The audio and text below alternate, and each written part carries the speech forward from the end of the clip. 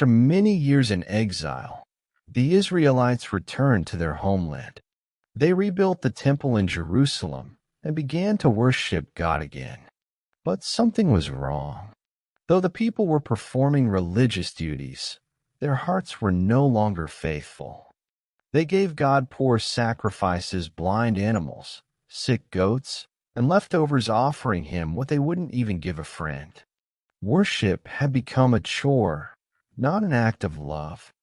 God was not pleased, so he sent a prophet named Malachi. His name meant "my messenger," and his job was to speak God's words to the people. Malachi didn't come with soft words, he came with truth.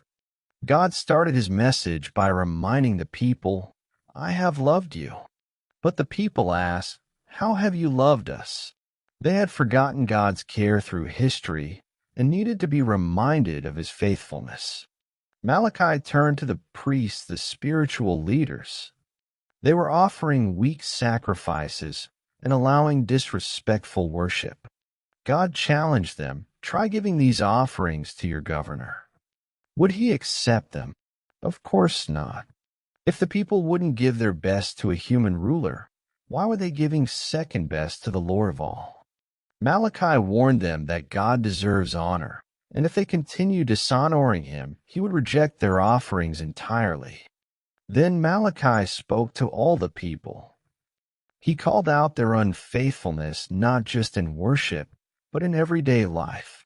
People were breaking promises, mistreating others, and disrespecting marriage. Some even said, God doesn't care about right or wrong.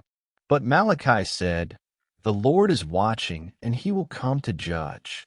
God sees every action and will not ignore injustice. But not everyone was unfaithful. Malachi gave hope to those who still loved and honored God. He said, "A book of remembrance is being written for those who fear the Lord and honor his name." God promised that those people would be his special treasure. On the day of judgment, they would be spared and shine like the sun. One of Malachi's most powerful messages was a prophecy. He said God would send another messenger to prepare the way for the Lord himself. This was a hint of something or someone much greater to come.